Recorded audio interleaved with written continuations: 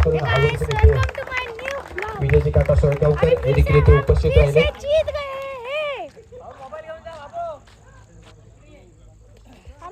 निश्चितच दादांचं कौतुक करावं तेवढं कमी आहे, कारण कालचं रक्तदान शिबिराचं आयोजन आणि आज युवा वर्गासाठी आयोजित केलेली रबर बॉल क्रिकेट स्पर्धा, त्याचबरोबर सुयोगजी कांबळे यांचं देखील इथे आगमन झालंय. त्यांचं देखील इथे स्वागत करतील मी विनंती करतो.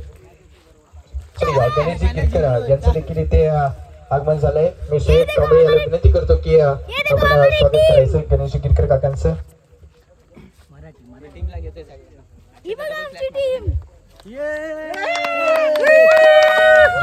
झाला पाहिजे निश्चितच. त्याचबरोबर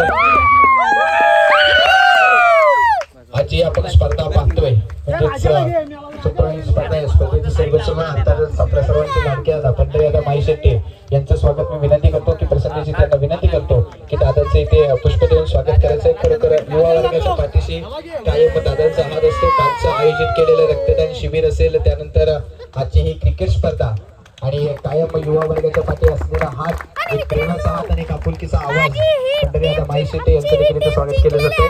त्याचबरोबर हेमंतजी कुंभार यांचं देखील इथे स्वागत करते विनंती करतो. पंकजाला विनंती करतो की हेमंतजी कुंभार यांचं देखील स्वागत करायचं. पंकजाला विनंती करतो की हेमंत कुंभार यांचं देखील स्वागत करायचं. आणि तुम्ही पण विसरू नका लाईक आणि सबस्क्राईब पण करा. चला जाऊया, सगळ्यांना दाखवूया.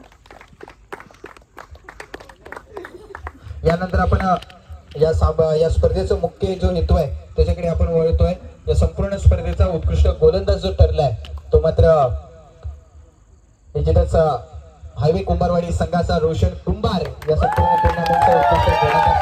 विनंती करतो सर्व मान्यवरांना विनंती करतो की आपण गणेशजी यांना विनंती करतो की आपण उत्कृष्ट गोलंदाजचं चषक देऊन रोशन याला घोषित करायचंय. निश्चितच रोशन कुंभार आज झालेल्या स्पर्धेचा आंतरराष्ट्रीय चषकाचा उत्कृष्ट गोलंदाज पुरस्कार जातोय तो मात्र रोशन कुंभार याला. एकदा जोरदार टाळ्या झाल्या पाहिजे रोशन कुंभार याच्यासाठी. सुरेख गोलंदाजी केली होती रोशन कुंभार याने. फायनलच्या सामन्यामध्ये देखील चांगल्या पद्धतीची गोलंदाजी केली आणि निर्विवाद वर्चस्व राखलं. त्याचबरोबर या संपूर्ण स्पर्धेचा उत्कृष्ट फलंदाज ठरलाय तो अर्थातच नाणी संघाचा वैभव. याची चांगल्या पद्धतीची कामगिरी केली, फायनलमध्ये सामन्याला एंटर केला आपल्या संघाला.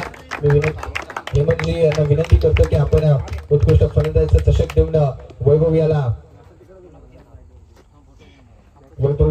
सन्मानित करायचं. वैभव याला एकदा जोरदार टाळ्या झाल्या पाहिजे. सुरेख कामगिरी केली होती वैभव याने. चांगल्या पद्धतीची फलंदाजी वैभव याच्या माध्यमातून पाहायला मिळाली. त्याचबरोबर या संपूर्ण स्पर्धेचा मॅन ऑफ द सिरीजचा पुरस्कार जातोय तो मात्र निश्चितच ज्याची फलंदाजी एक आक्रमक ठरली परंतु गोलंदाजी देखील चांगल्या पद्धतीची ठरली तो मात्र हायवे कुंभारवाडी संघाचा अजय याला हा पुरस्कार जातो.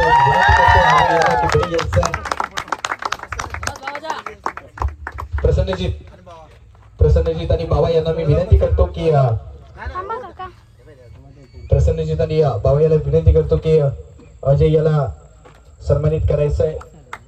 या संपूर्ण स्पर्धेचा मालिकावीर अर्थातच अजय याला जातोय. त्याचबरोबर